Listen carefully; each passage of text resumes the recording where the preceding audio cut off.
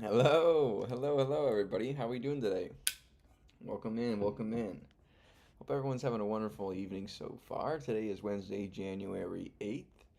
We are excited here and ready to learn some Python. It sounds like it in my voice, definitely, huh? Very convincing, but I am really tired. I'm not gonna lie. I was up streaming late last night. I'm paying for it today, let me tell you. But it's okay. It's my own fault. It's what I get. But I really appreciate you guys joining me today. Let's go ahead and let the chat know what's going on, or the Discord rather.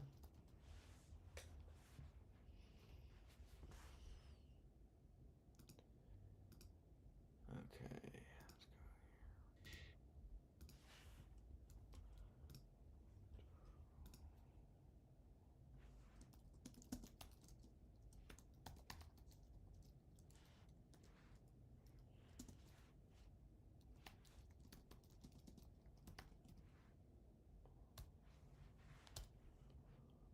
All right. Cool. So I I feel that still. What's going on? Hello, welcome in. It's awesome to have you here. First one in. Welcome. So yesterday we left off on this.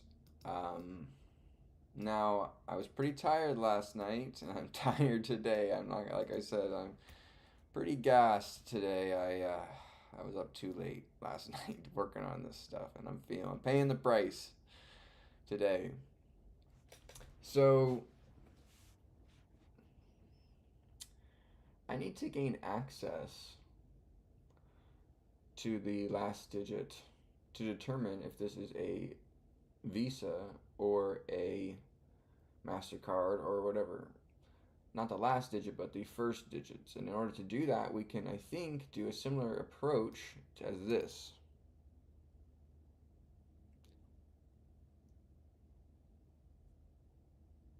Have you made anything on Tkinter on your past streams? I'd like to see. Yeah, I did a little bit of a implementation with Tkinter on the task tracker, not the task tracker, but the small business manager, um, in a couple of streams ago. If you want to check that out, I think it's in it's in the title of one of the past streams a few days ago. All right. So my idea is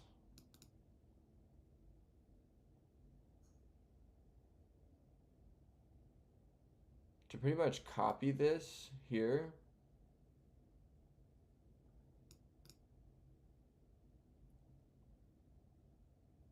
So I'm gonna go like this. Let's take this up. Yeah, okay. Now what I'm gonna do is go like this. While copy is greater than 1,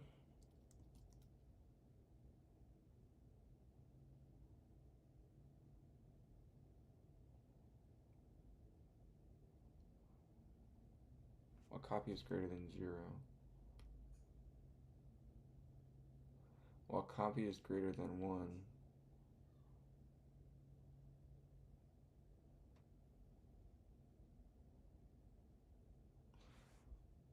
so we're going to let's get the remainder and divide it by 10 each time. So let me pull up a calculator. Let's say we have the number, oh my gosh, what the heck? Come on, man. Stop fighting me here. Can I make this bigger? No. Okay, whatever. Sorry. Let's say we have the number 1, 2, 3, 4, 5, 6, right? We divide this number by 10.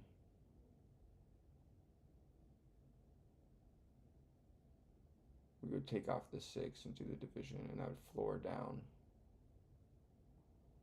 So then we get 1, 2, 3, 4, 5. We divide this by 10.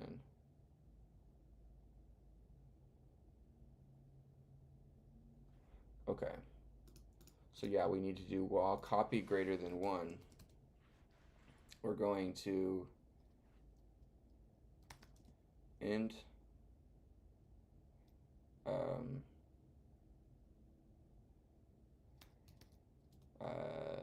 and value is equal to copy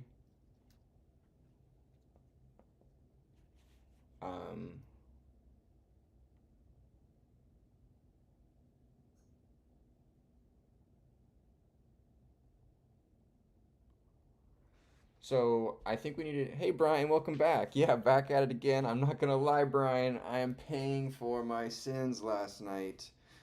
I am wiped. I'm paying for my sins. I'm wiped. I stayed up way too late last night. I am struggling today. So I'm going to try to power through and finish this problem, and then I might have to cut early after that because I need a night to just go to sleep early. I think. Um, but I didn't want to leave off a stream. I wanted to still come out and hang out with you guys. Thanks so much for joining me here.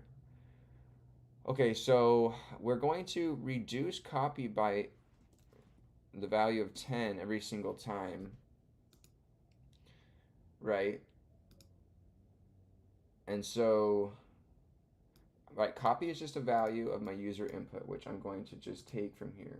Take this and put this paste.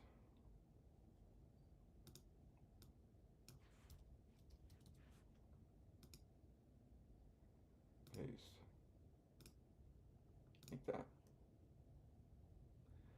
Okay, so we have our original user input that we're going to first do our actions on. Then I take a copy of the user input, right? And what I do is I um, I'm going to do the same type of operation until I get the copy down to a value of greater than 1. So we won't, divide the final ones place value by 10 and then floor that down to 0 with the integer division. We just want to stop at when it's greater than 1, right?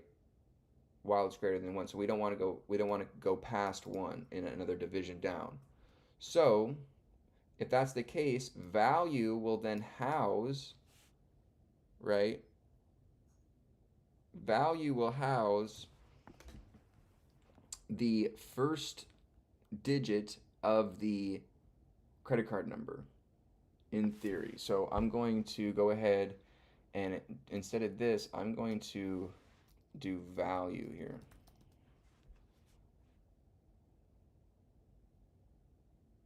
User input gets copied with a long. Make this just an input, an int, right? So if I go ahead, terminal. If I go ahead, make credit here. Oh shoot, we gotta open a terminal here. Make credit. Missing the syntax. Where is it at? Come on. And copy. Oh, I did a comma. Okay. Make credit. I got another one. Value. Use undeclared identifier of value.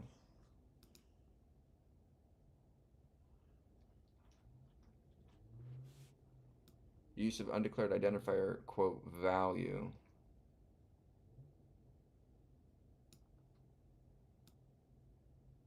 It's only within this scope, so I need to go here, take the value, put it here.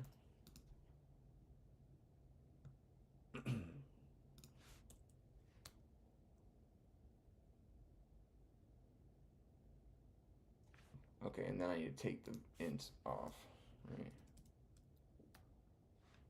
But this, okay, so, but will it need to be a long though? Okay, that did it.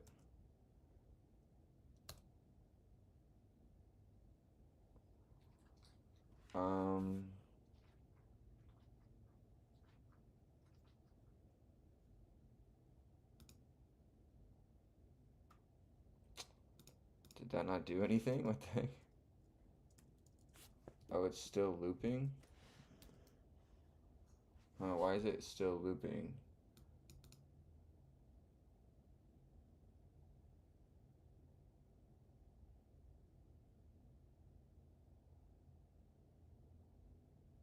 while copy is greater than 1, continually divide copy down by 10.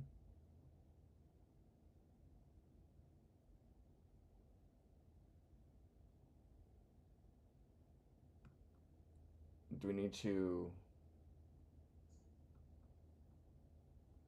Oh, because we're setting this to copy, actually. So we need to not do this.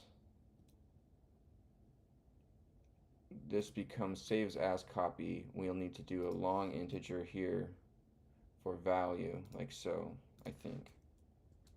Make credit. Oh no, so now not value, this will be copy. Make credit. 0.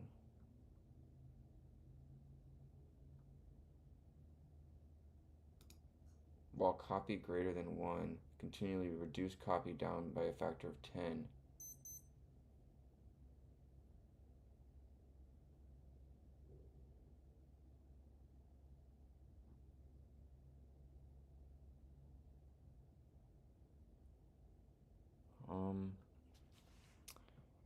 Glad I came across your stream, motivated me to finish the course. I'm working on a week 8 assignment right now. Awesome, Brian. That sounds great. How's that going for you? Hey, Wing Hong, welcome in. How you doing? Hysterical Mafia, welcome back. Sad the Bad, hello. Awesome. Good to hear from you guys. What's going on? Okay, so we're getting 0 here. Copy.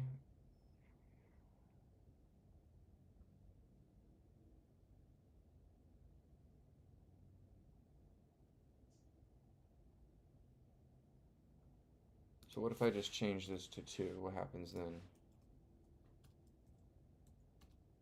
Still goes 0.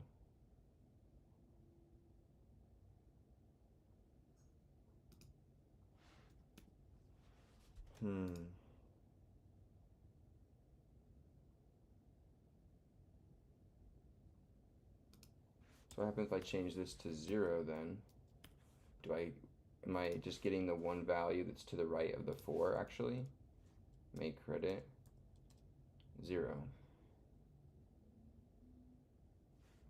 Print copy. I'm putting the copy. Right.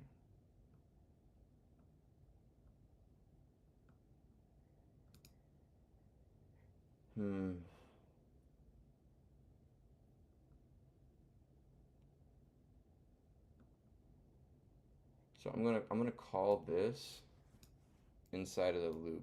I want to see what happens. Like that.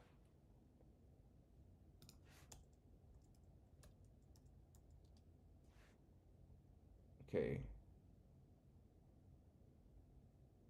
So we're reducing this number down all the way until we get to 4.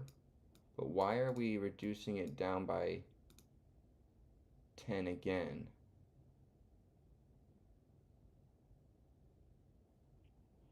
Hey, Abo, I appreciate you coming in. For those that are new here, just really quickly, I have a degree in human biology and a minor in chemistry. I work as a chemist for a biotech company, and I just teaching myself to program for the past 6, 7 months in my free time after my 9 to 5 job, and streaming it and documenting my progress. You know, I like education, I like learning, and I really am enjoying programming, and it interests me, so I wanted to teach myself it, and whatever it takes me, wherever it takes me. You know, thank you so much for joining me, you guys. We're doing the CS50X. We are solving the final problem of the week 1 problem set. We just need to figure out how to capture this value here. So on each step, okay, now why am I doing a division?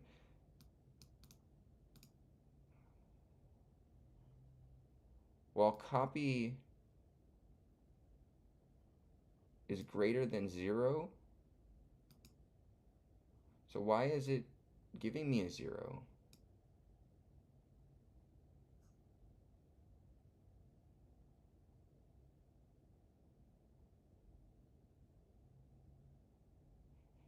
I mean,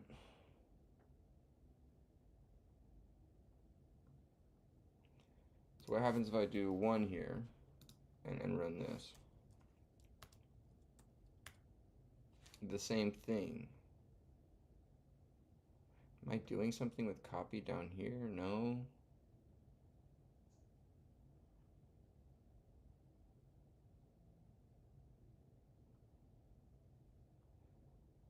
Why am I going one past greater than or equal to 0, you say? So why would it go past 0 though? So if I'm at 4, if my copy is at 4 at this step, I wouldn't want to divide by, this would not perform. Or do I need a while do? Do this while copy is greater than 0?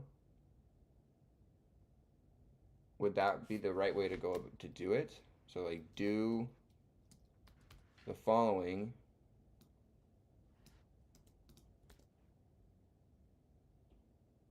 right while copy is greater than 0. So now if I make this, run it, that still does it too. I guess it doesn't really matter. Why am I not understanding this? Well, copy is greater than 0. Why would it, if copy is 4, oh, because it's not, okay, I'm stupid. Just talk it through. So while copy is greater than 0, it's going to do that value.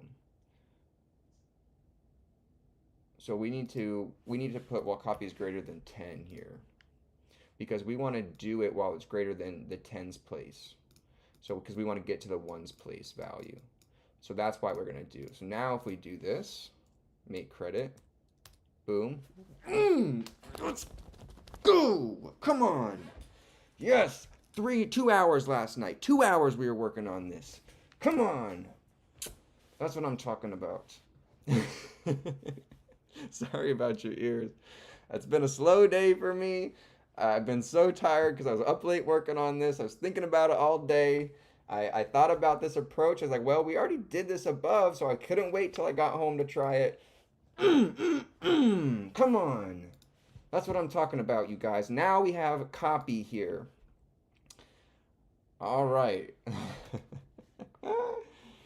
You guys are so awesome. Thanks for being here. Leave a like on the video if you're enjoying that. That was the reaction for the days there.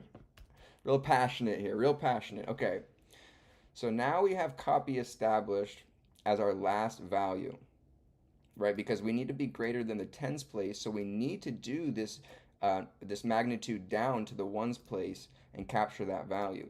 So this is actually a really interesting way of actually, iterating, through large integers. Like in Python, I always just like, for value in integer, right? It was so easy to just pick through each value in the long integer.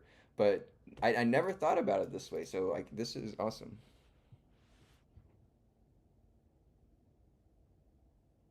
Okay, so now we just need to say, instead of this down here, we're going to move it back to here, right? And this is going to say print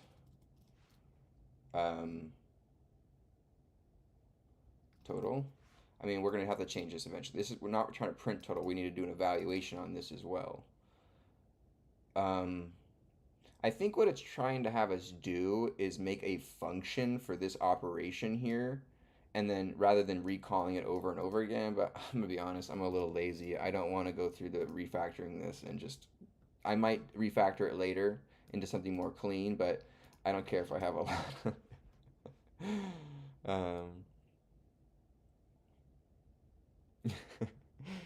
You're gonna sleep good tonight. Yeah, we are. Awesome, you guys. Thank you. You guys are great. Thanks for helping me out with this one. And we're getting there. We gotta solve it though. We're almost there. Okay.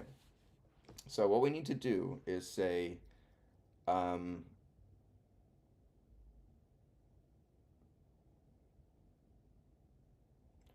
do we need to say here?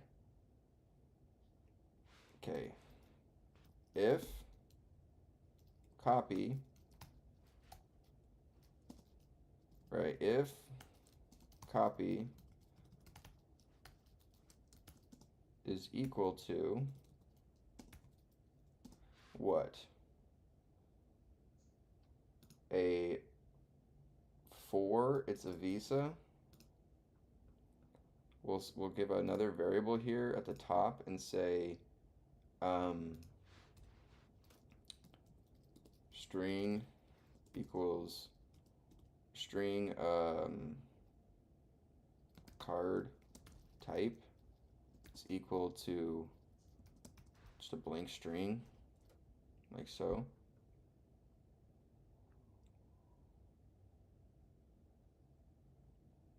Or can we just say string card type and just declare it like this and be like have it be like none for right now? Probably. Okay, so if copy is equal to quote. Oh no, copy equal to 4, right?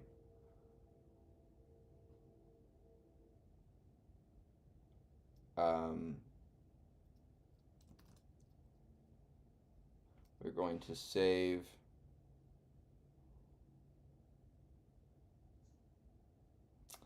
card type as as Visa.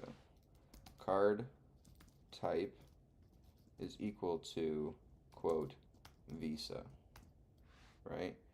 I'm going to take this, say else if copy is equal to 3, right? This is going to be a, sorry, where is it? All American, okay, American Express. And then else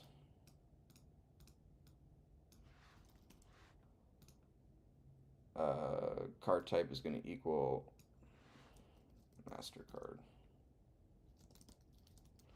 Now, just for simplicity's sake, I'm going to take this and swap it for up here just to have the 3 come before the 4, just for my annoyingness. Like so.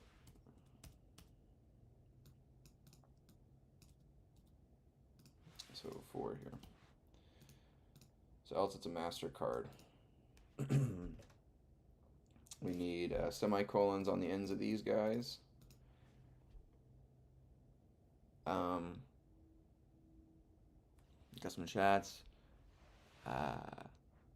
Thanks for your hard work and you're really inspiring me. Awesome, Wing Hong. Awesome. What are you working on? How's it going? How goes your hunt for the job hunt that you're doing? Tired. Glad you feel better. Nice. How are you liking C? It's not bad. I mean, it's pretty similar to Python. I just need to get used to its syntax, obviously, and that's what the main learning curve is here. And then also for loops also trip me up a little bit because I can't use range. I like the range function. So it took me, I was just wrapping my head around range, int range, all that kind of I in range, all that kind of stuff for algorithms in Python. So it's definitely having me think about it in a different way. Okay, so gotcha. Now that does that. Now we need to say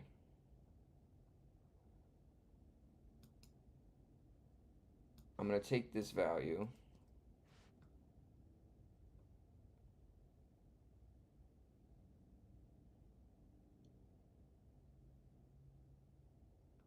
I'll just leave it there, that's fine. So total is that we're going to take this thing here that I wrote yesterday. Bool is valid, right? Control C here. Does it want me to say invalid?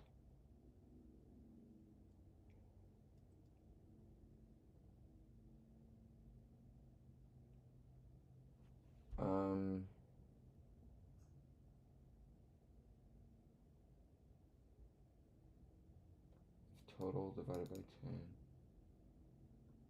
This is valid.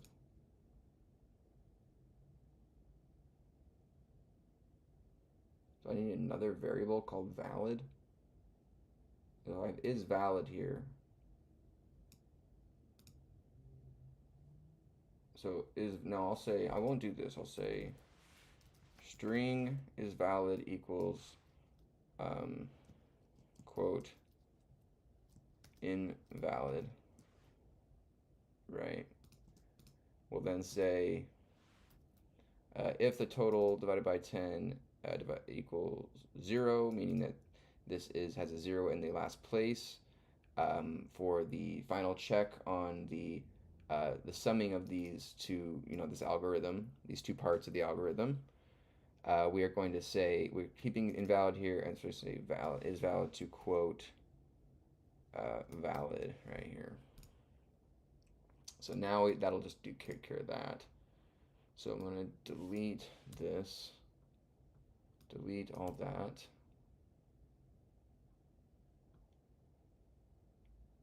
I'll take this guy, bring it into our main function, like so. And then we need to take our print statement, Control X, down here, and say, if I given the card number, print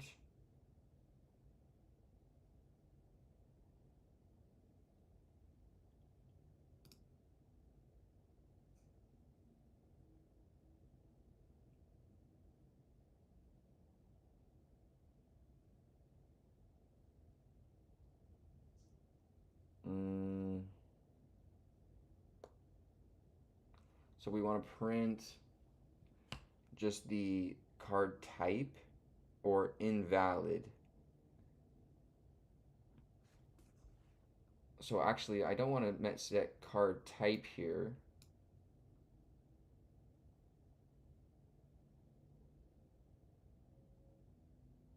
Amex. Okay, it's not. It's Amex like this. So whoops, sorry guys.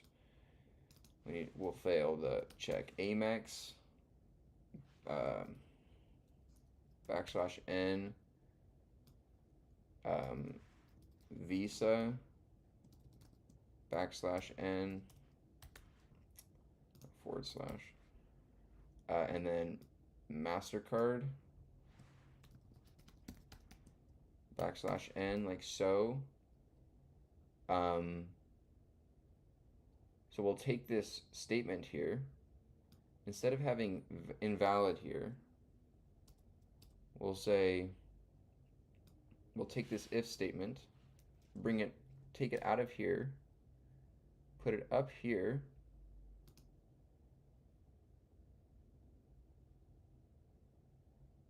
go like this,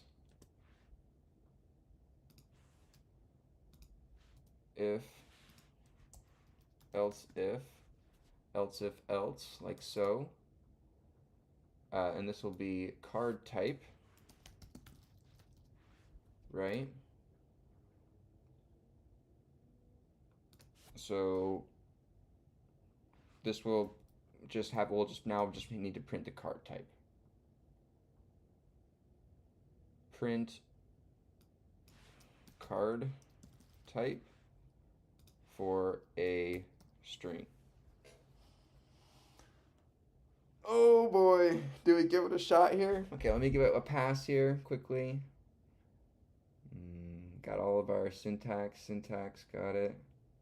Got our bounds are good. Wound. Bounds are good. Declaring. We're doing our total here.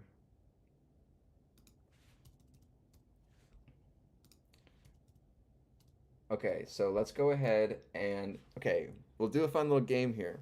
If you guys think that this is going to work, give me a 1. If you think I'm going to have an error, give me a 0. Like it's not going to compile. It won't want it. Will this compile? Will this not compile? Did Mike do a good job on his syntax? Give me a 1 for yes, 0 for no. Will this compile? Will this compile? We have our card number loaded up. So this should give us a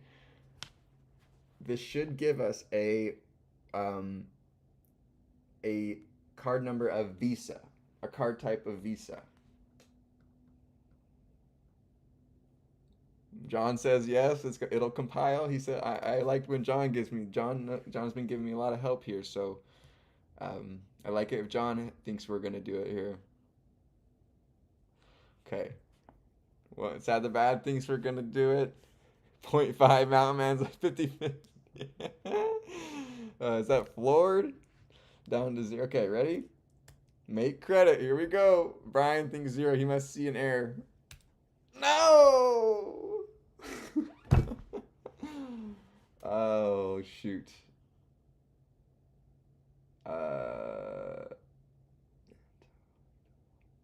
Uh, we're not declaring total. Okay. Good catch, Brian. Good catch, Brian.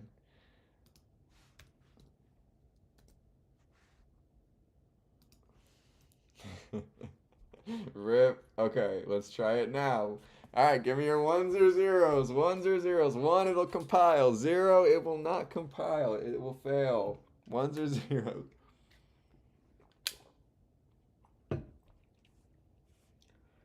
Oh, thank you, Brian. We'll fail there. Okay, 1 or 0 here. Make credit. 1 or 0.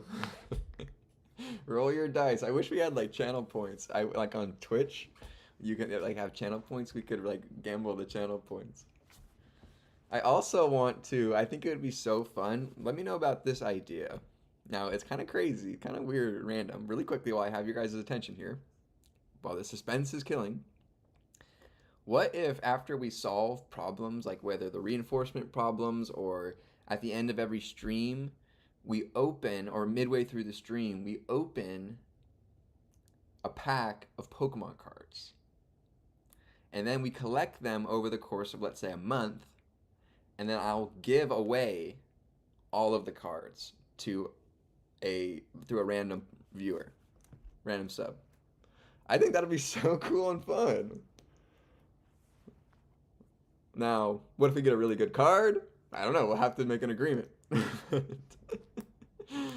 I think that would be so fun. Let me know if you guys like that idea. As a little fun and maybe randomly through the stream, we'll open up a pack and then just collect them over the course of the month and give them away for fun. Okay, here we go. We compiled. All right, will we get Visa? Will we get Visa? Come on. Valid.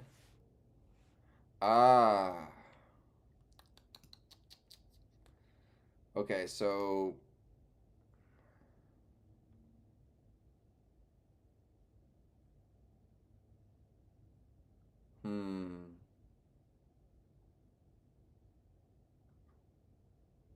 So I'm going to set card type up here equal to a string of invalid.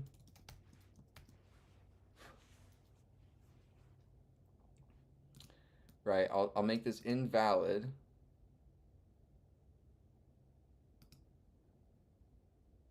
And I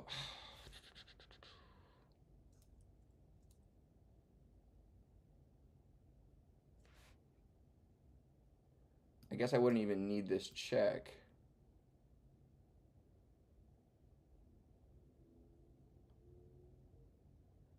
Because, I mean, technically I wouldn't even need this check because it's not even asking me for the valid card. Like, it's wanting just the name, and if I don't get a name, give it invalid. So I wouldn't even need this check here, right?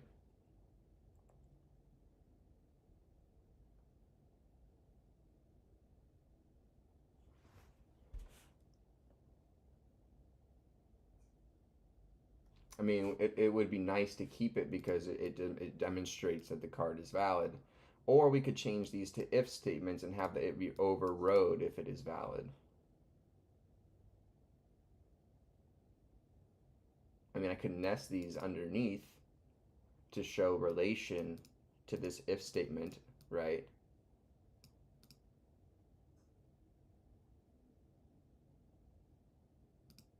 Right, I could say, like, instead of saying else if here, say if and then and nest this in.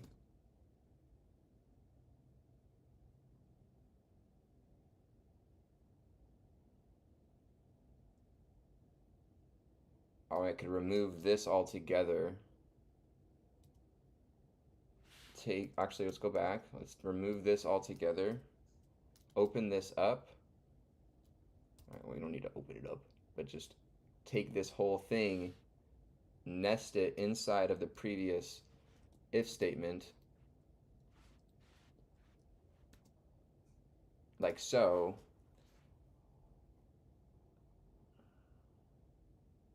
Right? And then we'll skip all of this if the card is invalid still. Right? This won't override the card.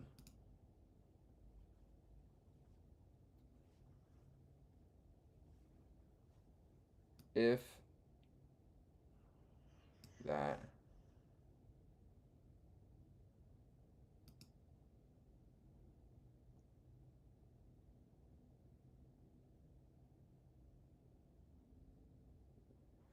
I guess then it would have to go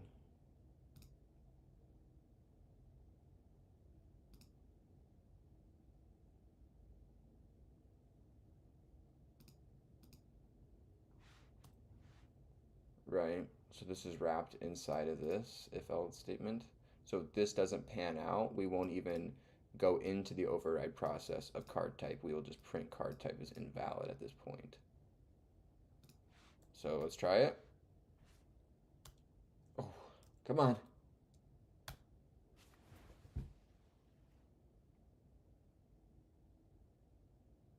We did it!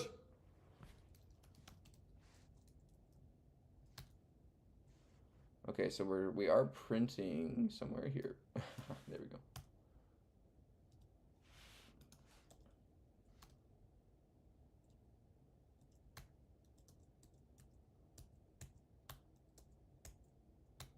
Oh shoot. Ready? Woo! Yes! I don't need that \n. Actually, I'll keep the \n here, and I'll remove it from these guys just to keep the string itself, right? Rather than having a backslash. I'll just do the format. So now if we make credit, yes! Woo!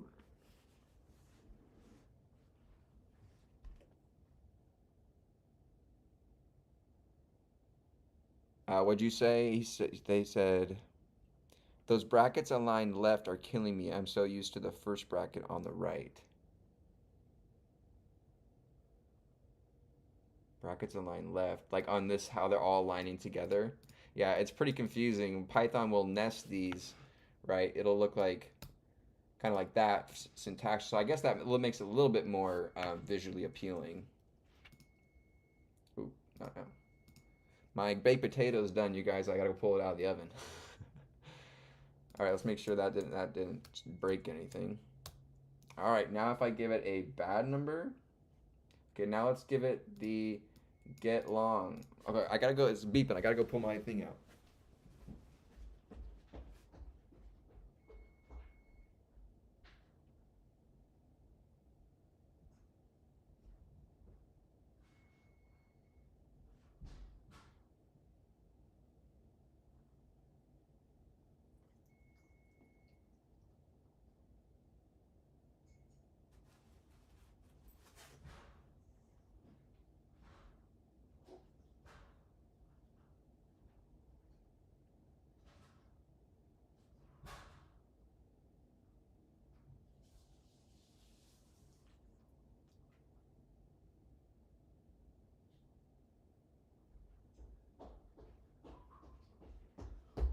I'm back. I'm back. I'm back. No, I just prefer starting the open bracket on the line below. Did I not? Did I start it on the line?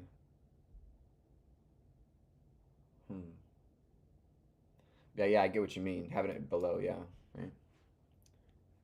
Just being picky, don't mind me. You're all good. Design 50 to check styling. All right, let's do it. Um, your overall code is clear and follows a logical structure. I can modify it to, make. Okay, so we need. I just need to do. Avoid using magic numbers. Okay. Modularity. I could, yeah, make these into functions. Yeah, okay. Looks good though. That's fine by me. I'll take that. I'll take that all day. I'll take that all day. So now we need to put here get long credit card number, please. Credit card number, please. There. And so now if we run this and I copy this number,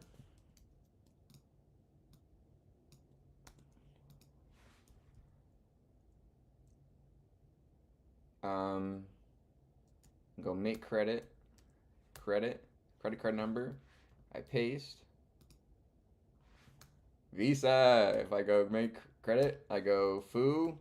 We get it again. If I go,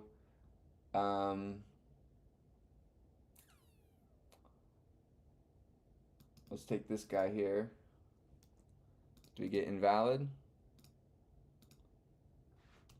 Invalid. Let's go. Oh my gosh. Feels so good. Ah, yes, let's go. All right. Let's go ahead and let's run a check 50 on this bad boy.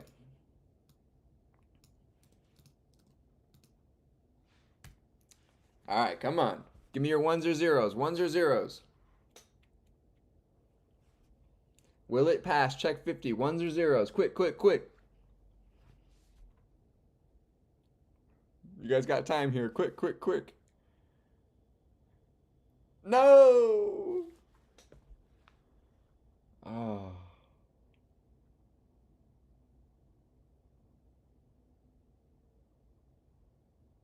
Oh, it wants me to do length checks? Come on. Why would I need to do length checks?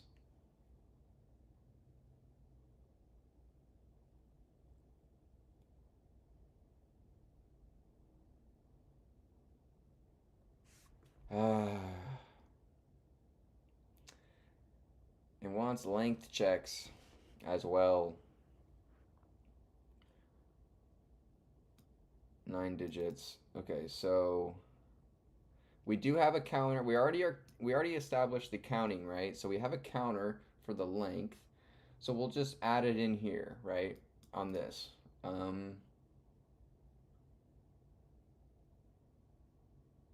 So how much would it be? There are a lot of people that use credit cards. American Express uses 15 digit numbers. Okay, so else.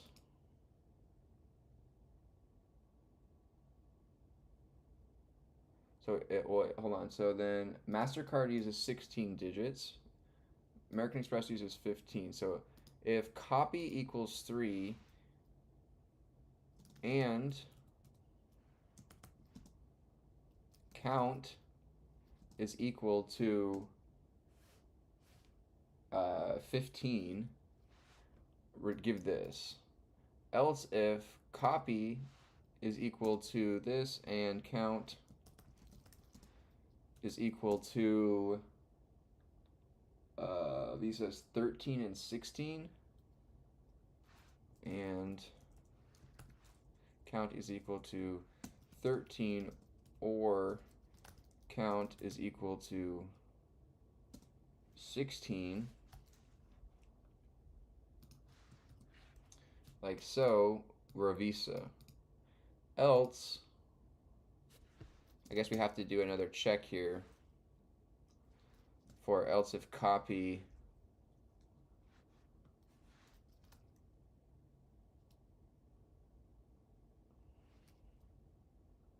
is equal to, what was it? MasterCard has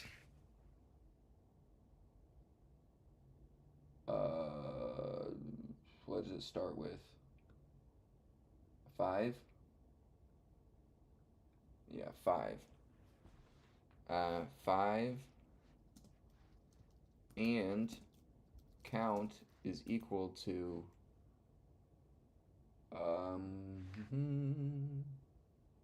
16. All right, what do you guys think about that? Now, I often get wrecked on doing these and or statements in terms of logicalness. I'm not that great at them.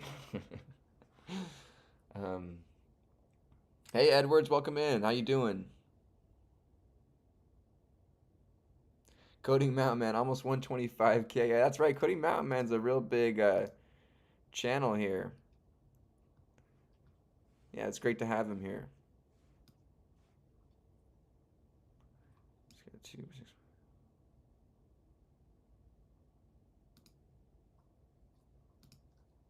We got John here, Mr. John. There's no or. Okay, that's right. Sorry.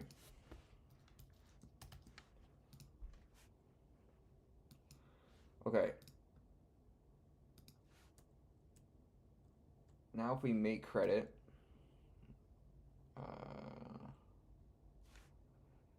an identifier of count. I have count. Oh, counter. I'll just say count.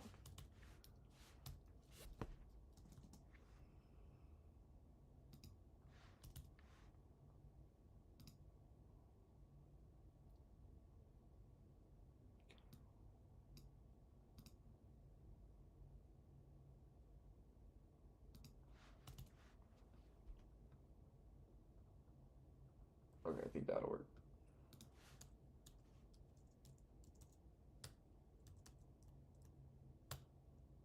Credit card number. I give it 1, 2, 3, 4, 5, 6, 7, 8, 9. Invalid. Okay, still is working appropriately. Let's make sure we can give it a Visa number here.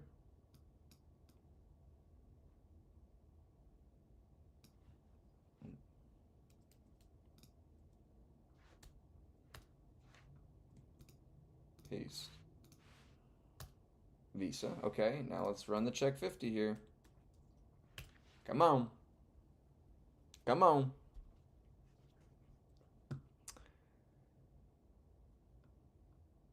Alright, let's chill with the spam, you guys.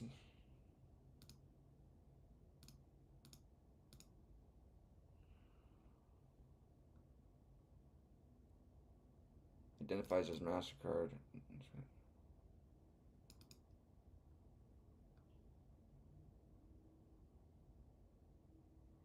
Expected invalid, not Amex. Okay, so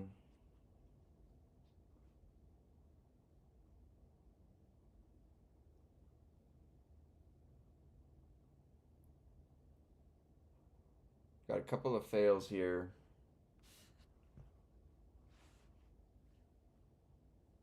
Sorry about that, guys.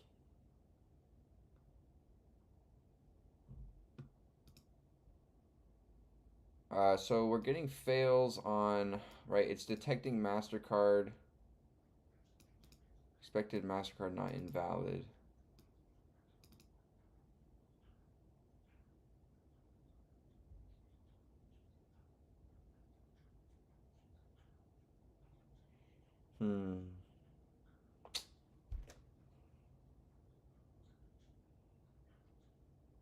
So we're giving invalid for this input here. Let's just copy this. Go here, credit, invalid. This should be giving MasterCard. Why is it giving me invalid for this one?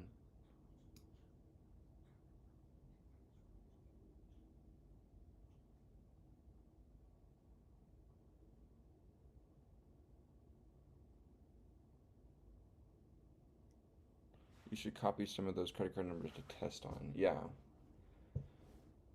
Let's go ahead and do that. So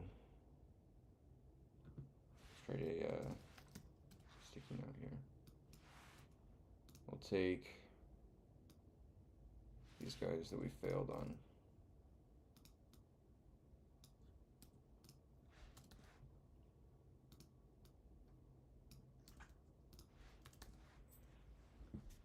So why are we getting invalid here? Well, it's probably just not going into this loop, my guess, or this not doing statements. So how many digits does this have?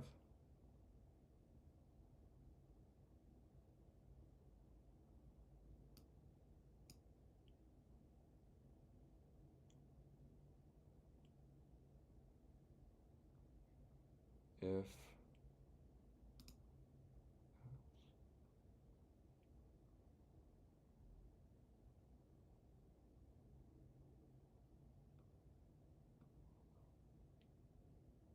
so we have an if total, which is the 20 that's given. If that can be modulo 10 divided by 2, there's no remainder when dividing by 10.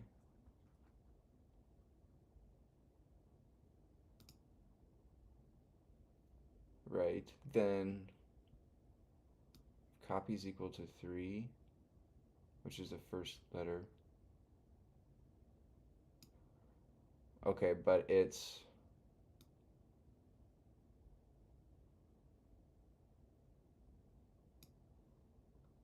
so is it the check that some of these, like, right, it said that MasterCard has 34 or 37, so that's why this should not be giving American Express. So is this check happening though?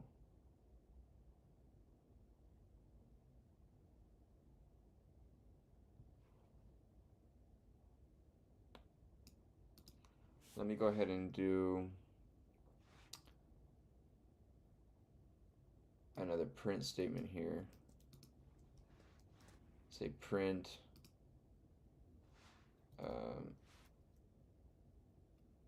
integer on total. So now if I compile that, make this credit, I provide this number here, 70 Amex. So that's why that's getting through, but this is not valid because it has a 6 here. Oh, that's why it's giving me this problem. Okay, so right, we can't check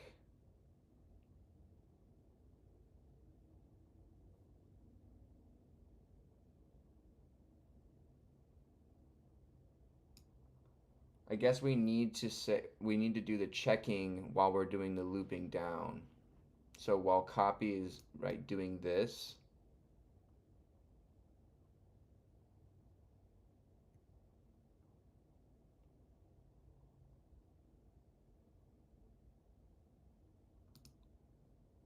or do we just need to save the first? So if we do the 100, right, and save the hundredths place, we'll get the ones in the tens place, right?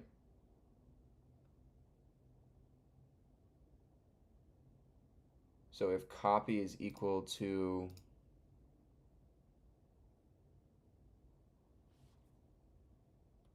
can I do like a tuple, or not a tuple, is it a set of numbers? Sorry, can I do like a set of numbers?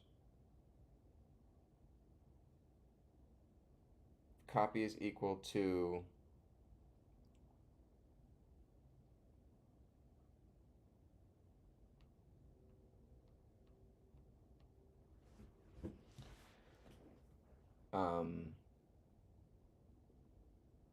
if copy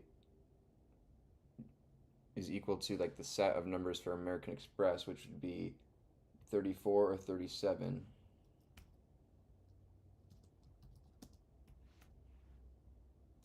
Right? Does that work? 34 or 37? Oh, we'd have to say copy. Okay, so we have to actually declare it again probably.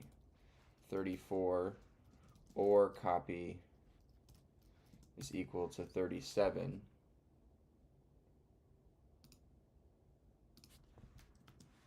And count is equal to 15.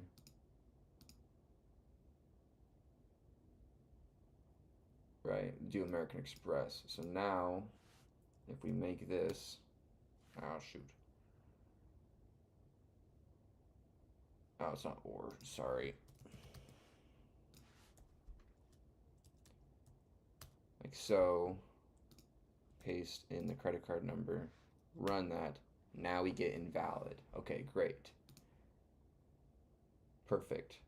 So now for the MasterCard, right? So I'll move this guy down. I'm going to take this guy, move him above it.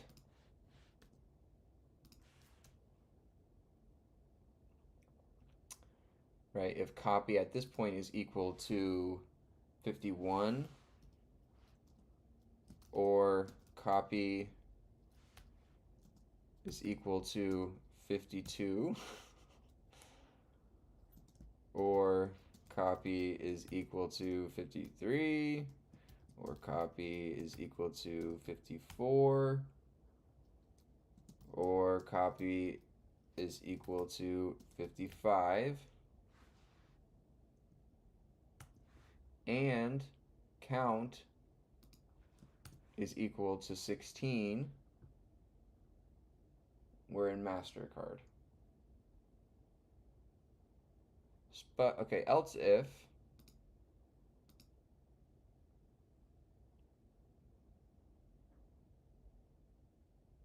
we take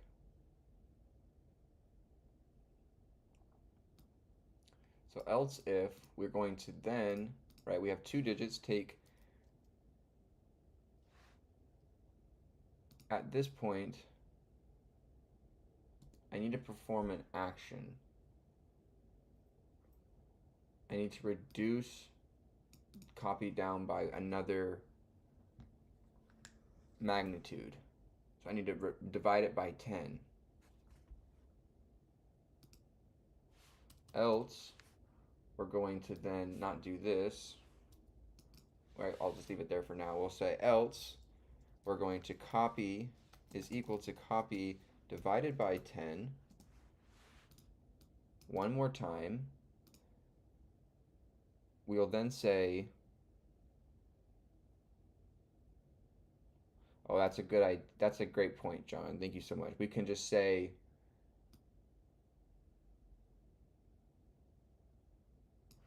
if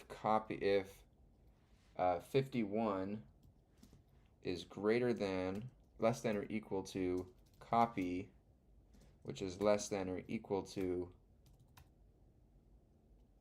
55. Right, so this is 51, 52, 53, 54, and 55. Boom. Else, we're going to declare this new copy. We'll say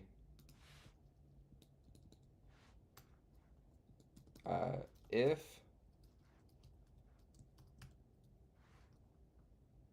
hold on. If this statement here, copy is equal to 4, and count is equal to 13 or 16, then we're going to set card type equal to Visa. Like so.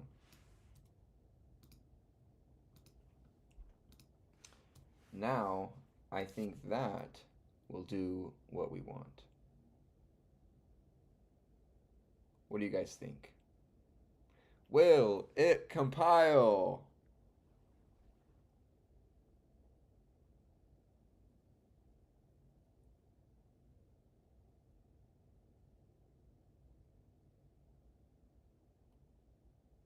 I think in C you have to write 2 separate conditions.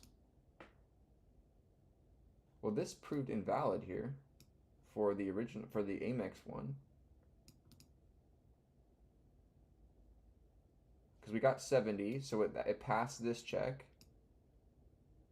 Copy wasn't 34 or 37, so we got invalid.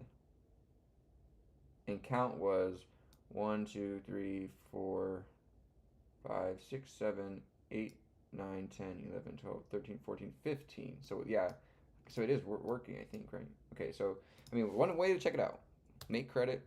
Oh, expected colon after the else statement. Oh, hold up. Like so.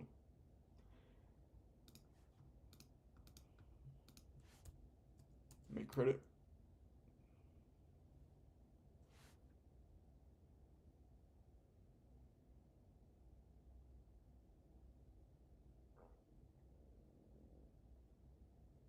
Okay, so this will always revert to true, actually. So we need to say if copy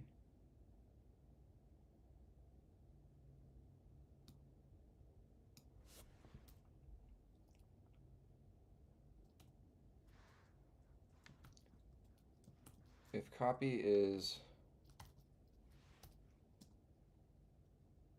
greater than or equal to 51, or copy is less than equal to 55.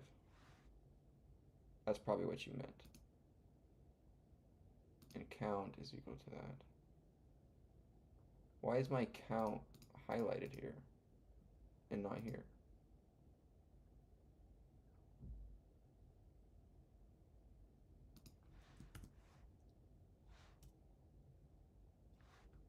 Oh, like that.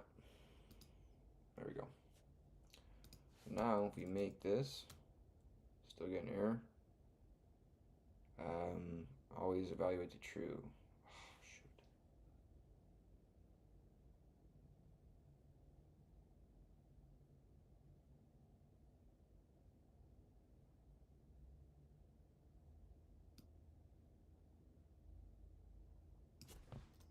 This should be and.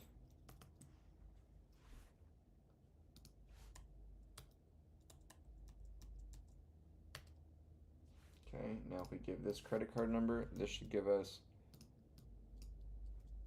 MasterCard. Come on, baby. Invalid.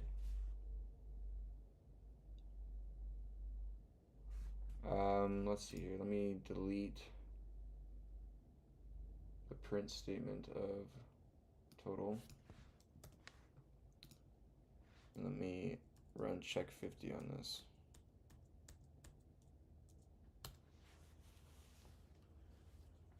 Yeah, it is. We got the and, John. Thank you so much. All right, what are we failing now?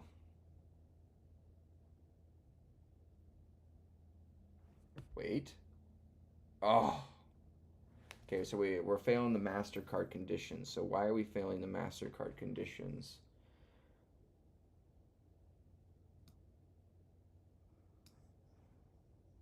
So if copy is greater than or equal to 51,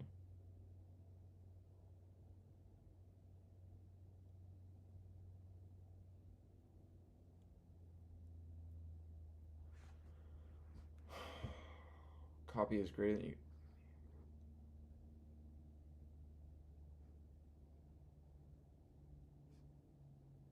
So why are we failing?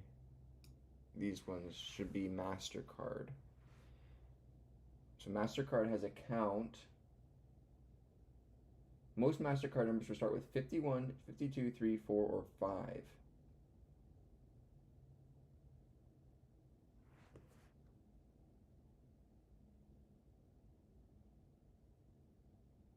MasterCard uses 16 numbers. 16 numbers.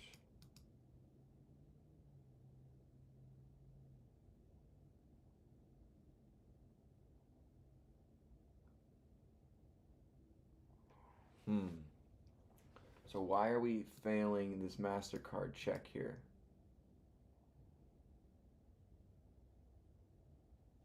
copy is greater than or equal to 51, and copy is less than or equal to 55, and count is equal to 16. So this is 4, 5, 6, 7, 8, 9, 10, 11, 12, 13, 14, 15, 16 numbers. So that should pass that.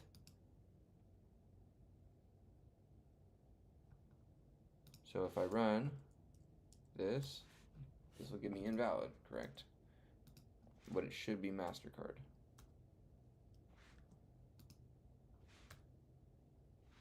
Yeah. Oh.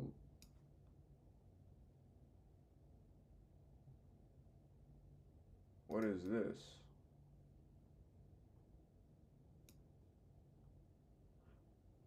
Wait.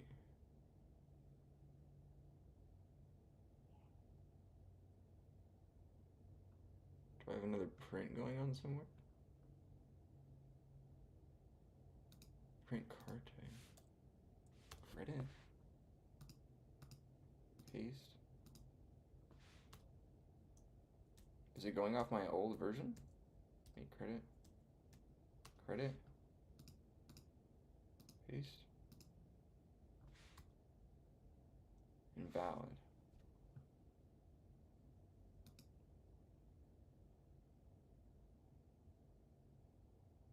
If copy, so I mean, what I could just say this, right? Like I did before. If copy is equal to 51 or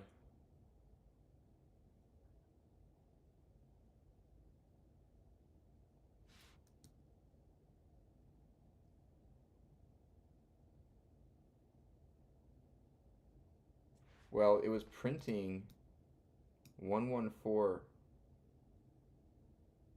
for this number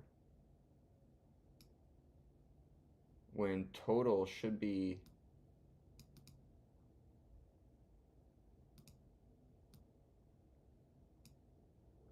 so if I print the total, that's why it's not getting it actually. So it's not my check here.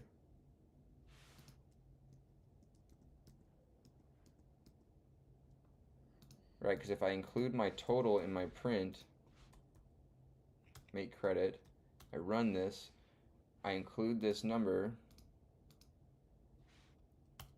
we get 114.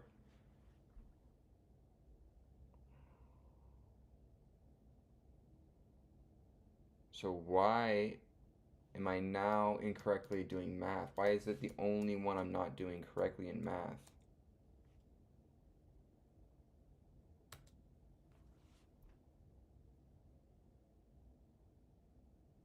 Because it has to be, it's not modulo, it's not getting this, right? It's not passing this condition.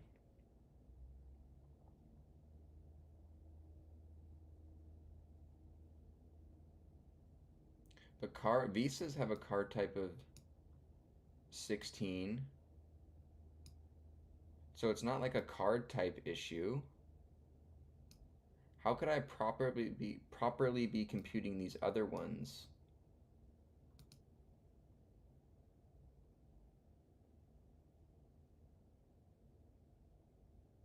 But not these ones.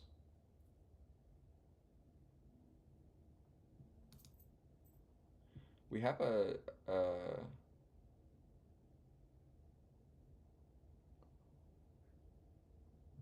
think there is a debugger, but we know where it's going wrong, right? I mean, in terms of it's not passing this check.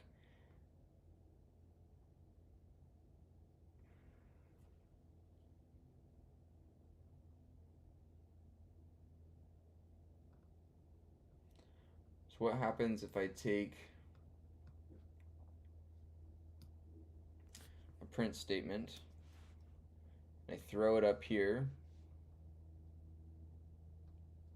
Hey, we almost solved this problem. Welcome back. We are just, for some reason, right, don't mind the print, right, our total is 114 and 47 for these two numbers.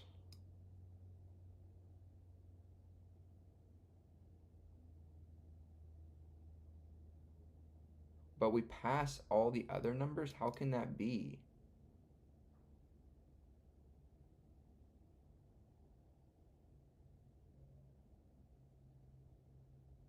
How can we pass numbers with the same length?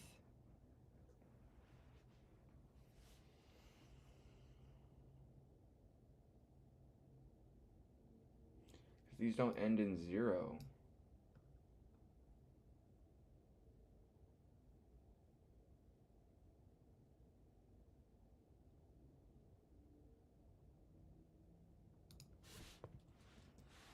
Print F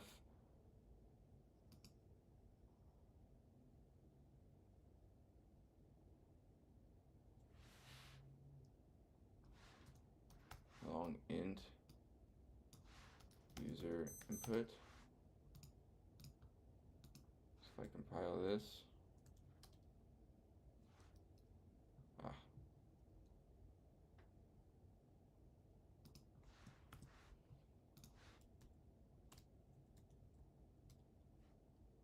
shoot.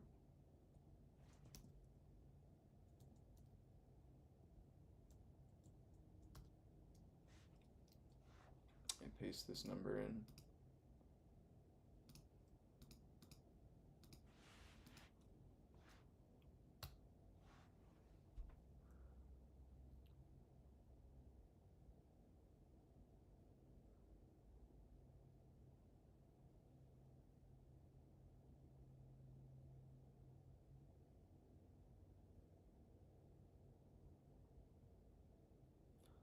So clearly it's the math happening, right? For total, this is not being passed.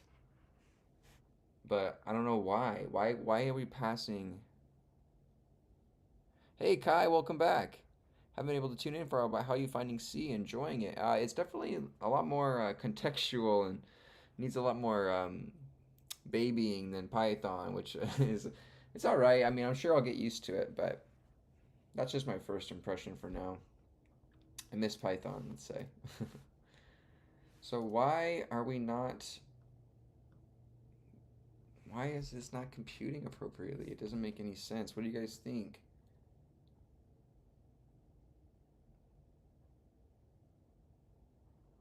This is appropriately breaking down. What if I print?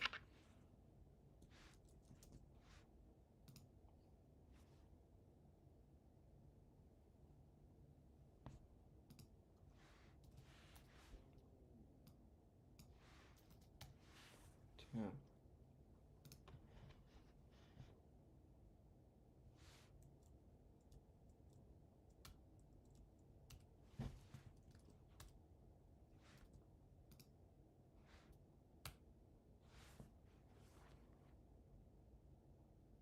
Enter 4, 4, 4, 4, 5, 5, 5, 5, 5, 5, 5, 5, 5.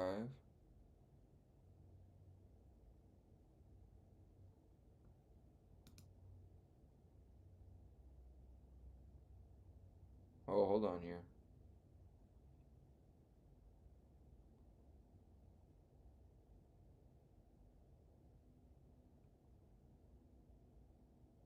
So if I remove this print statement,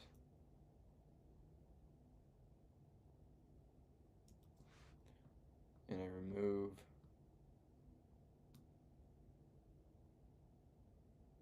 these print statements, and make this credit, run it.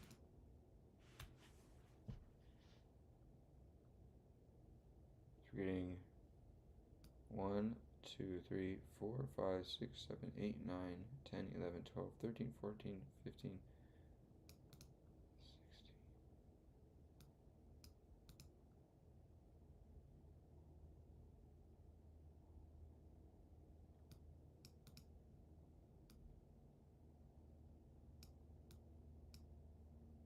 505.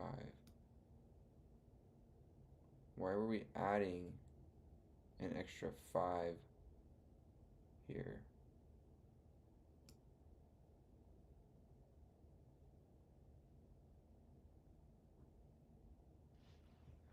Thank you so much, Kai. Check the if statement for MasterCard.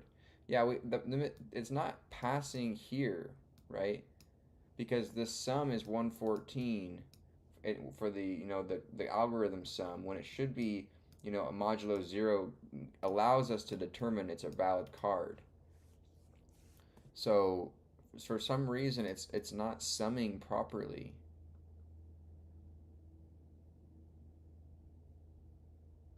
Print.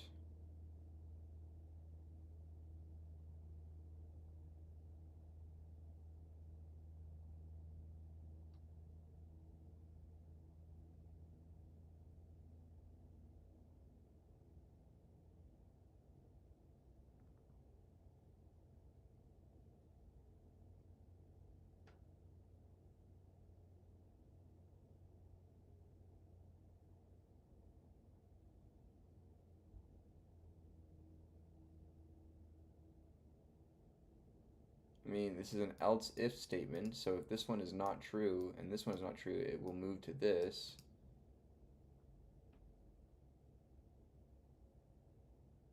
So it's not like it's passing over this if this else elif statement. Right? What's failing is this. Total is not coming true here.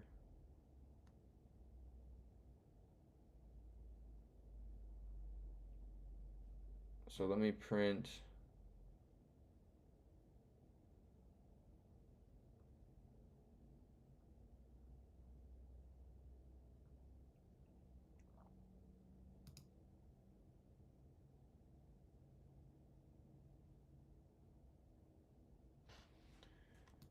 take this guy.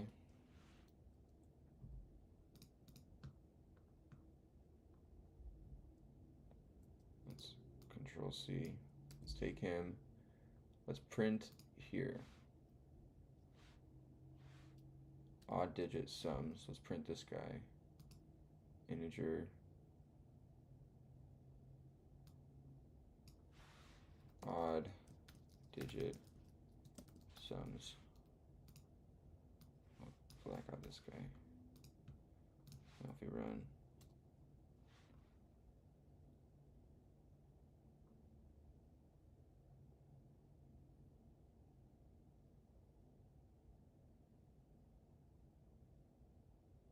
Odd digit sum. Oh, sum.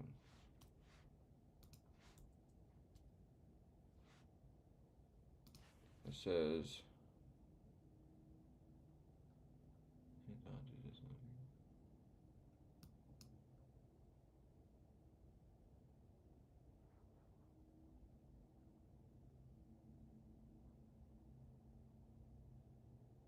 error undeclared identifier. Do you mean odd digit sum?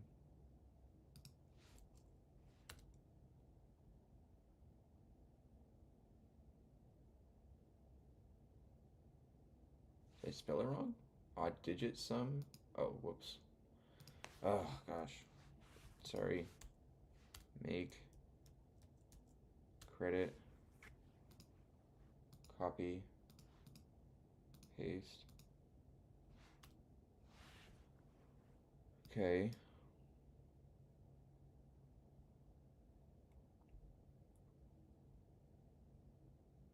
It's adding 4. It's adding 4 again. Right, 4. It's adding 4 again. It's adding a 5. 1, 2, 3, 4, 5, 6 times. But that's 1, 2, 3, 4, 5, 6 times.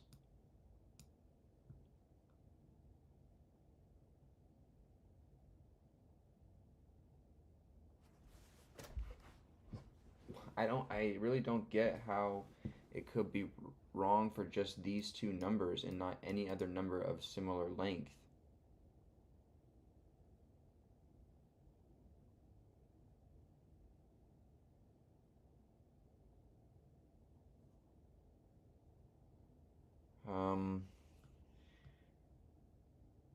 How you guys doing? What are you guys working on?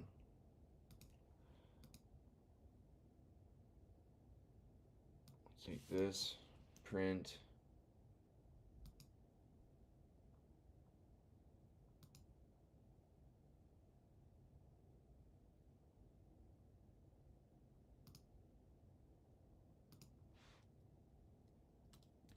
even digit sum.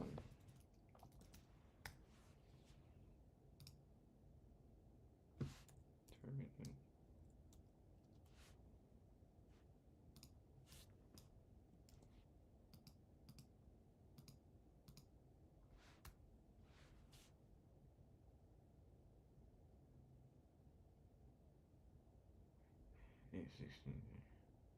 I mean, this doesn't really do much for me.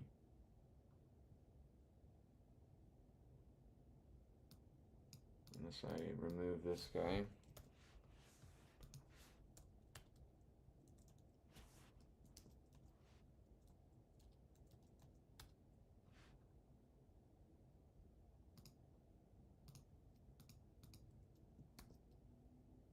Oh, shoot.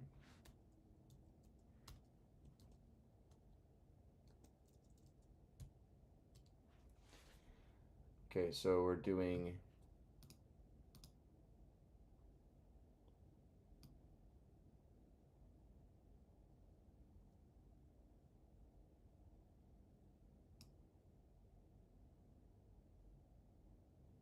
Control Shift V. I'll try that next time. I'm using Command V. I'll use Command Shift V next time. Okay, so 8, 8. Why are we multiplying a value of 5 by and getting 16? We should be multiplying this value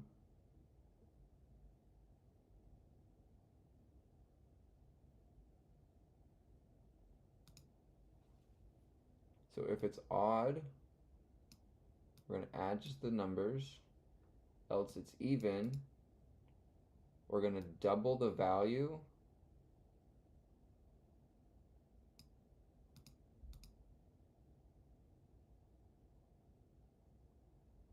why is temp,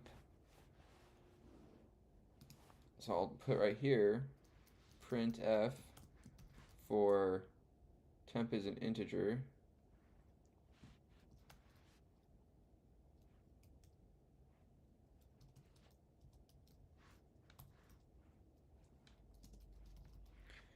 let's run this, so before every number,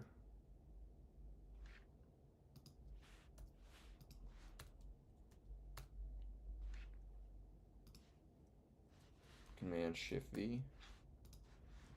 No, that doesn't work. I can go Command V and then down arrow, enter, like that.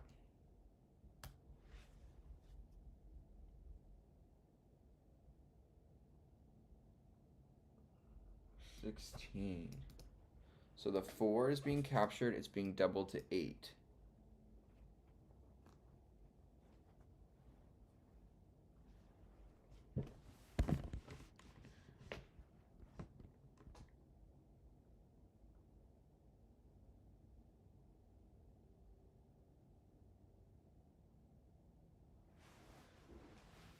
So the 4 is being captured, it's being doubled to 8 right here, temp times 2. We're printing temp before.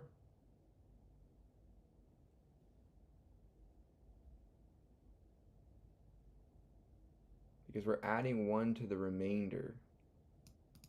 So that's what's going on right here.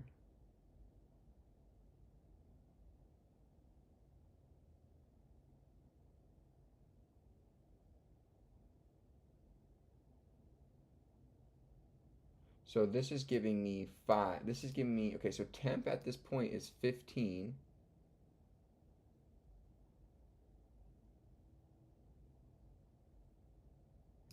And it's adding 1 to 15.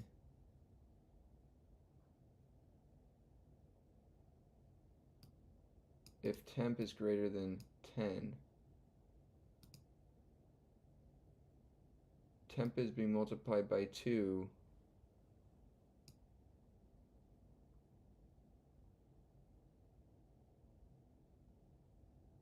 So I'm going to remove this.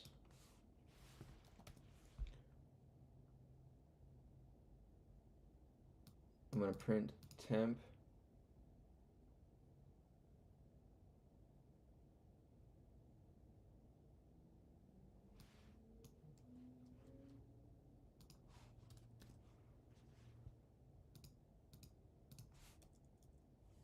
Make credit, credit,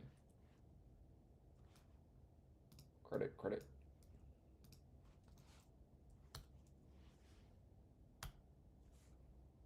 Okay, so 4, 8, 10. Okay, so we found the bug is happening here. Oh, here we go. One little button. I found it. It is one little button. Watch this. Our bug is one little button. Watch. Temp has to be greater than or equal to 10.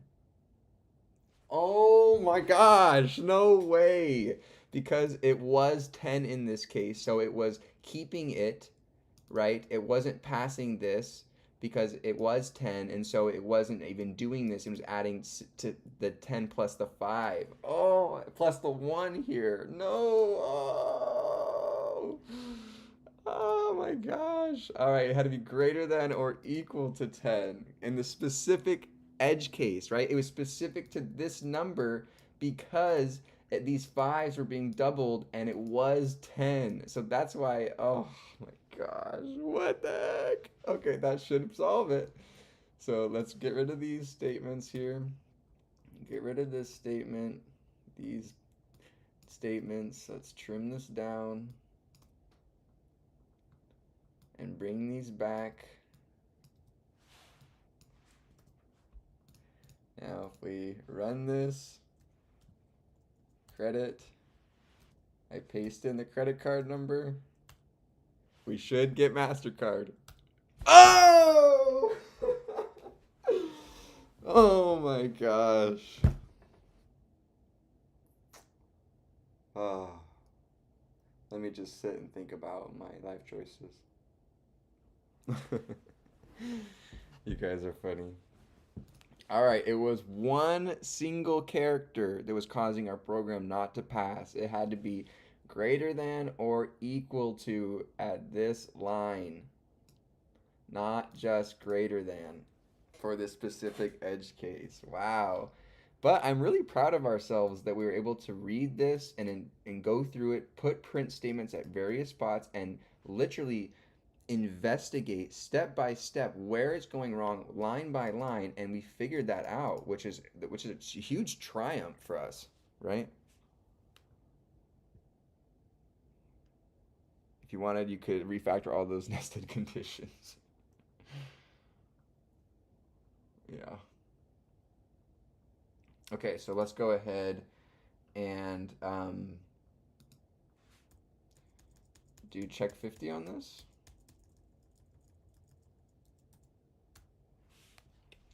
All right, here we go. Come on. Show me the money.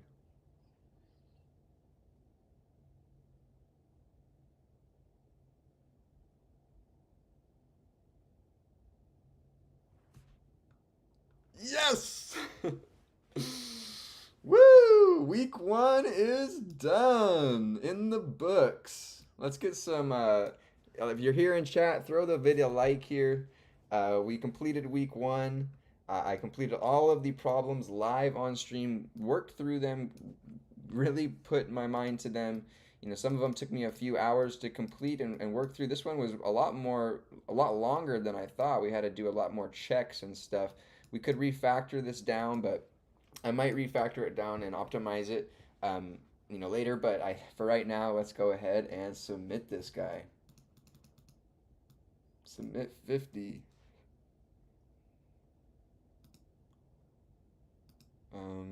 Where's our term?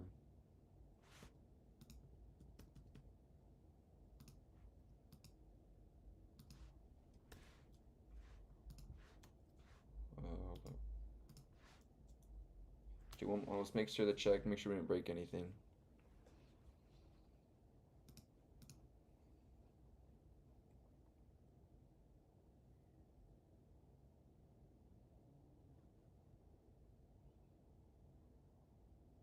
Nice.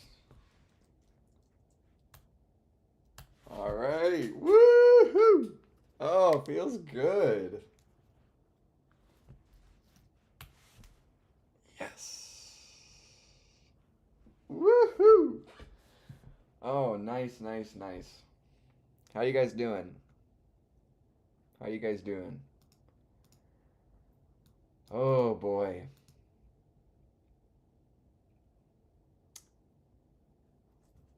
Thank you so much for you guys' help on me with this. We did it, Sky. Hold on, I'm gonna go grab my baked potato. I left that over there. Shoot.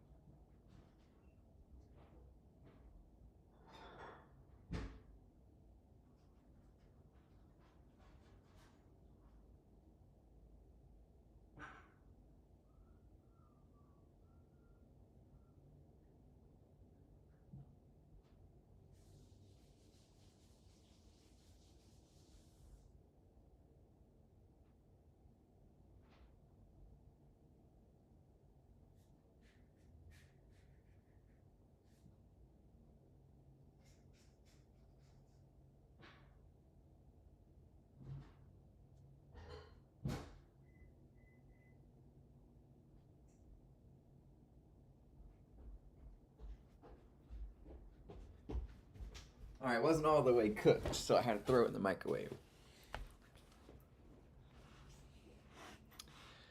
Coding Mountain Man.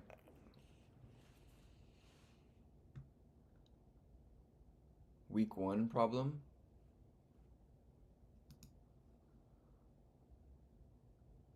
Week one problem, by the way. What do you mean? What do you mean, John? Sorry. Week one problem, by the way. Do I have my title wrong in my stream, or what do you mean by that, John? You're making me freak out. I know you don't want to, but you should switch to software engineering career. You're really good at it. You're really kind, Mountain Man. That's really nice of you to say, and no, like really, because I I wonder like at what level I'm at. Like I have no really perspective. I don't have any like in real life friends that program or code, and so I don't really have week one problem, by the way. John, I made okay, that's exactly what I said yesterday. I said whoever now I know now yes. I get that this problem, if you're able to solve it, will really give you a solid understanding of all of the loops, the Boolean expressions, the if statements, the declaration of variables. This problem really tallies in all of the concepts that were kind of talked about in that lecture. Yes, right? But it is kind of unfair for a true raw beginner. If I had never seen code and I watched this lecture after week zero, this would have been a nightmare. I mean, CS50P was hard enough as a beginner from a never reading code before. I struggled with it. I'm not gonna lie. I am completely transparent. I struggled. It took me 3 months part time to complete it. Like I worked on it for maybe like 2 or 3 hours a week. But yeah, it's and still it took me that long. And so and the problems I did about a week and a half per problem set. Like it took me that long to complete them. Now, did that help in my overall process by grinding through those and really not quitting and not cheating through it and just getting the answer? Yes, definitely. But this problem is pretty like intense for like a raw beginner. Like, what do you think? What guys? John seems to agree. Awesome script. That sounds cool. Be sure to share that in the Discord if you get a chance. Coding Mountain Man, do you have any like perspective you can share with with software engineering in a career format? Like I said, I'm not opposed to any door that opens. you know, for those avenues, right? Like I'm not actively seeking out going and getting interviews in that field. Like if I'm applying anywhere, I'm applying, to chemistry jobs or things like that. Um, just because my own personal, I'm like, I'm not there yet. Like I don't know. Like I have no perspective to really say, okay, now I think I'm ready to try. Like, I mean, yeah, I bring in experience in a professional field that's a third party, but which could give me an edge as a junior developer or something over like a college student or a recent grad. But I don't know. What do you think?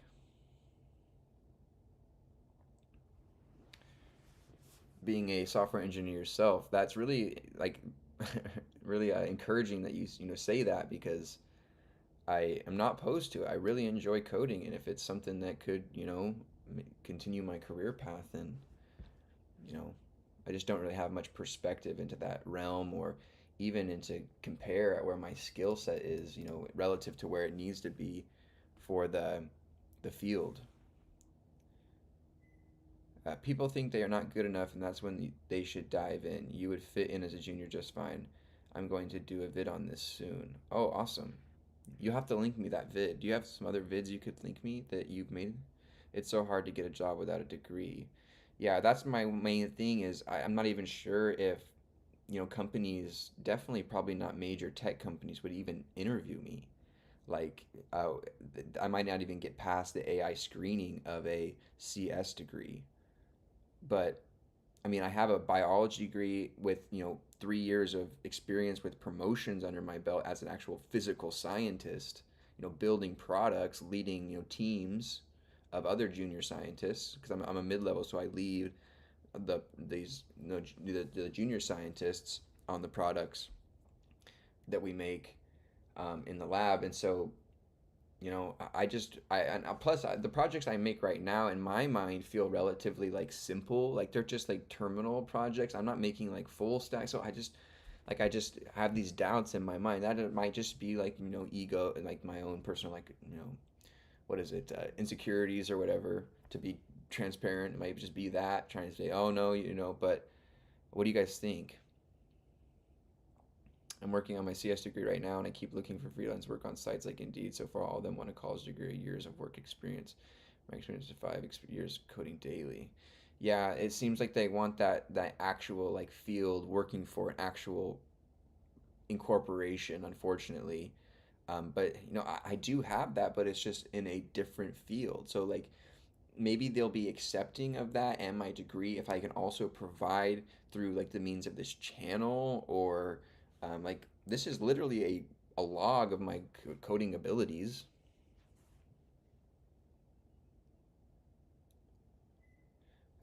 Trust me, that's not true. You would get past the ADT or whatever you call it. I have all the info. You send me an email on my channel summary and we'll send you info on what to do. Oh, awesome. Yeah, I'll definitely take you up on that, mountain man. That sounds like a great idea. really, really appreciate your help and guidance through this and networking with me here.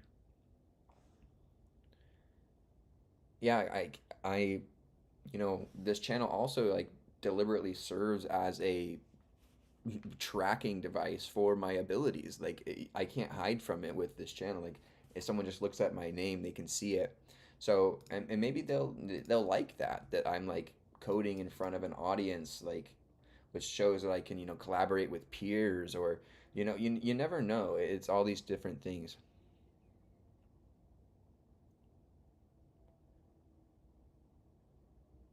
I'm pretty sure just a CS degree shows that you can stick with something for 4 years. I doubt you learn a whole lot you can't teach yourself. Yeah, that's what my original philosophy was, going into this was that I could go I was considering going back to school, right? And going maybe back to my alma mater at Utah State or maybe, getting residency here in California and going to like some school in the Bay Area here, which would be pretty pricey, but maybe using my work does offer a little bit like a tuition reimbursement, but with that I would have to, it's not very much money and I would have to vest for a longer period of time, right? So with vesting periods for those that aren't in like the corporate world yet or don't know what that is like when you join a company, usually your retirement or your stock options or your whatever else incentives are vested in the company and you can't reap the full benefits of them. You can only like take out partial if you decide to leave the company before your vesting period is up.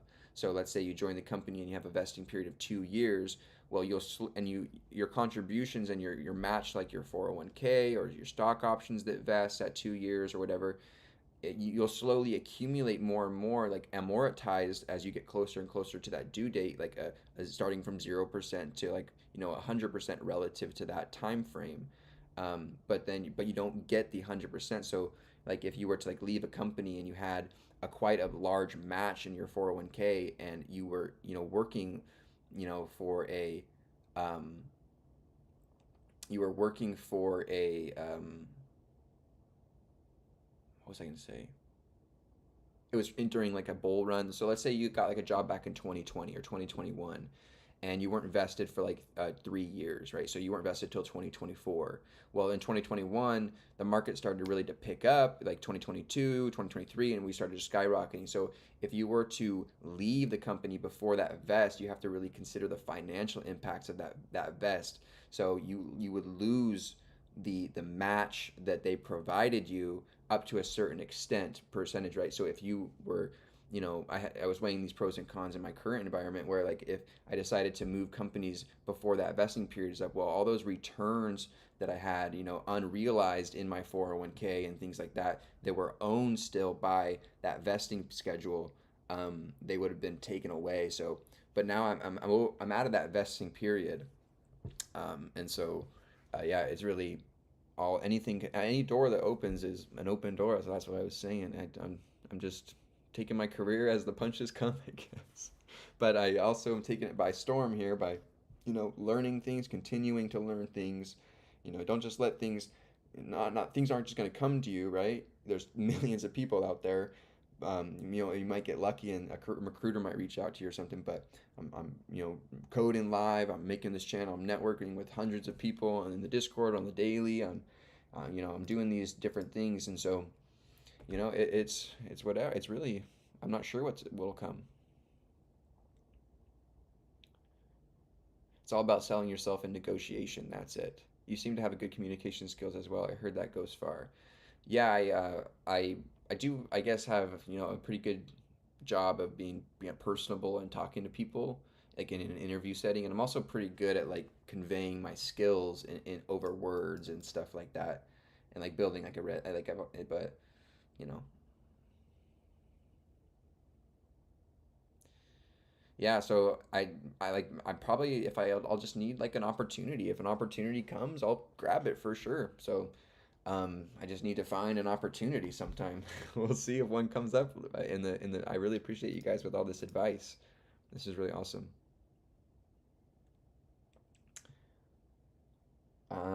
Okay. Well, that was all of week one, right? Let's go back and check. Problem set one. Cash, credit.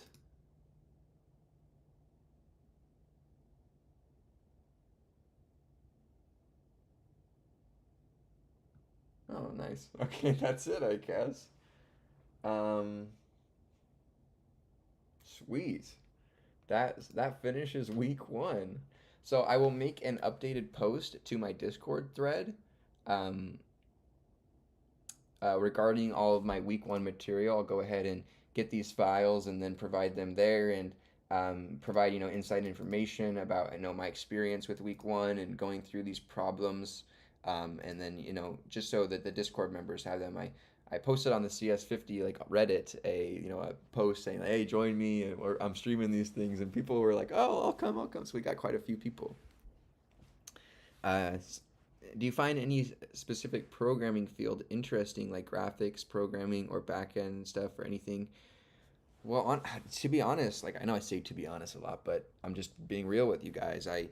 I don't know like too much. Like that's why I was kind of hoping to get into CS50X here and maybe into more like Python machine learning and learning more like kind of niche or topics, because for the past kind of 6 general months I've been learning just general programming language, like the syntax, the loops, understanding how to go about problem solving, how to go about organizing code, clean code, how to all those different things. I haven't really taken a deep dive besides into DSA and Python, data structures and algorithms in Python, in this book that we've been reading live, right? We'll continue this tomorrow because we finished week 1 here. We can switch back. We're alternating every other day or so, give or take, every 2 days or so on our continuing our learning. So we were in chapter 8 on trees here. So this is kind of like the first deep dive into like an actual, subject matter regarding, programming in general. So I do enjoy math. I would really, really like to continue on this channel my math education. So that's another goal of mine for 2025 this year, is to not only complete CS50X and finish data structures and algorithms, get into Python machine learning and fluent Python, but I also would like to start on the side continuing my mathematics education. So in my freshman year of college, I took Calculus 1, and that's where I stopped. My major didn't require anything further than that, but I did take a 3000 level statistics course later on as well, with like p-values, alpha values, normal curves, kind of more advanced statistics calculations. Now, do I remember stuff from that? No. Not really. But do I find it interesting? Do I want to learn more? Yes. So what I'm going to do, I think, is once we finish CS50X, I'm going to replace CS50X with additional math courses. So we're going to continue reading books and working on projects in code, but we're also going to I'm going to take a Calc 1 course again. I think we definitely need a refresher on Calc 1, and then we can get into probably Calc 2, and then either take linear algebra or Calc 3 from there. We can also throw in discrete math. I started discrete math on this channel already. I got into lecture 2, week 2, and I stopped because I was like, I don't think I'm ready for this. I wanted to get more familiarity with the Booleans and stuff in programming before I kind of jumped back into that. It started going really, really fast with the MIT one. So maybe it just wasn't the right format.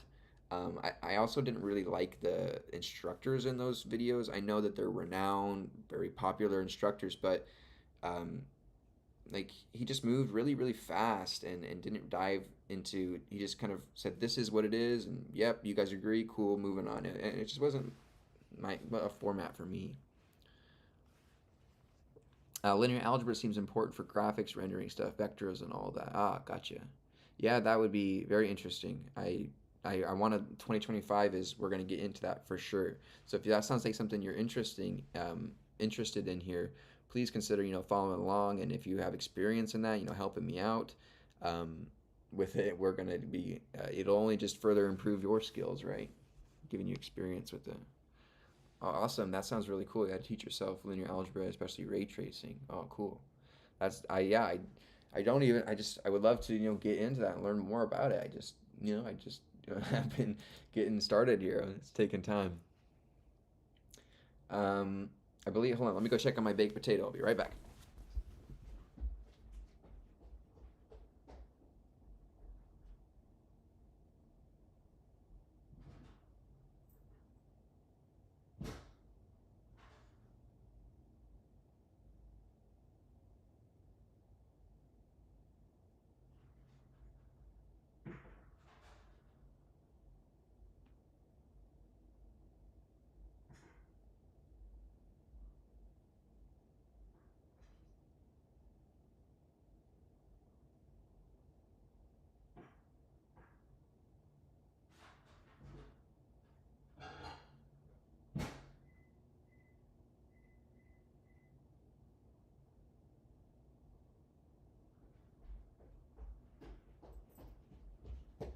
Taking its sweet, sweet time. It's not done yet. I had to throw in the microwave, speed it up. A nuked potato, not baked anymore.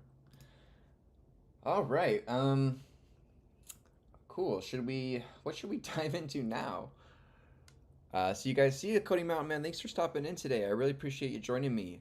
Um, I think I might end it slightly early, you guys. I know we have 17 people in here. Thank you so much for joining me here, you guys. I stream every day, so if you're joining in here late, and into the back end here, please consider following along and joining me tomorrow. I love having you guys here.